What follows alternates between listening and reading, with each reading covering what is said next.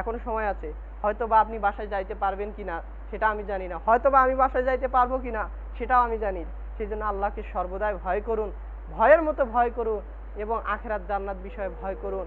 আপনি পৃথিবীতে কয়দিন থাকবেন, বেশি দিন আপনি টিকতে পারবেন না। অনেক মানুষ চেষ্টা করছিল পৃথিবীতে টিকে থাকার জন্য, কিন্তু দুর্ভাগ্য তারা থাকতে পারেনি। আপনি আমিও থাকতে পারবো না।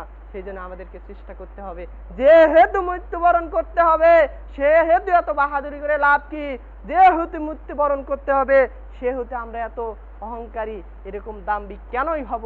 আমরা চেষ্টা করব এবং গোলামের মতো থাকার জন্য। রাসূল সাল্লাল্লাহু আলাইহি সাল্লাম এমন ভাবে থাকতেন যে মানুষ মনে এতটাই অসহায় ভাবে দিন যাপন করত যে রাসূল সাল্লাল্লাহু আলাইহি সাল্লামকে বুঝতেই পারতো না যে তিনি আল্লাহর রাসূল। আল্লাহর রাসূল সব সময় দোয়া করতেন, হে আল্লাহ, আমার চোখে আমাকে ছোট বানিয়ে দাও আর বিশ্বের মানুষের কাছে আমাকে বড় বানিয়ে দাও। আপনিও দোয়া করুন যে আপনার চোখে আপনি ছোট হন, আপনি নিজেকে সবচেয়ে ছোট ভাববেন, তুচ্ছ ভাববেন, আপনার চেয়ে ছোট মানুষ মনে হয় আর পৃথিবীতে নাই। আপনি নিজেকে সর্বদা ছোট ভাববেন।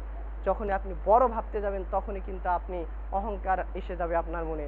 খবরদার, এই অহংকার একটা মানুষের ডেঞ্জারাস গুনাহ। যার ভিতরে অহংকার থাকবে সে কখনো জান্নাতে প্রবেশ করতে পারবে না। রাসূল সাল্লাল্লাহু আলাইহি ওয়াসাল্লাম বলছেন, যার ভিতরে বিন্দু পরিমাণে অহংকার থাকবে, সামান্য পরিমাণে অহংকার থাকবে, সে কখনো জান্নাতে যেতে পারে না। অহংকার হচ্ছে আমার চাদর, অহংকার হচ্ছে আমার চাদর। যে ব্যক্তি অহংকার করলো, আল্লাহর চাদর নিয়ে সে টানাটানি করলো। খবরদার, কখনো অহংকার করেন না। অহংকার মানব জাতির শোভা পায় না। আপনি যদি সারা জীবন টিকে থাকতে পারতেন তাহলে আপনি অহংকার করতে পারতেন। আপনি যদি মনে করেন আল্লাহ আপনাকে মৃত্যুবরণ করাবেন না তাহলে অহংকার করিয়েন না। আপনি যদি মনে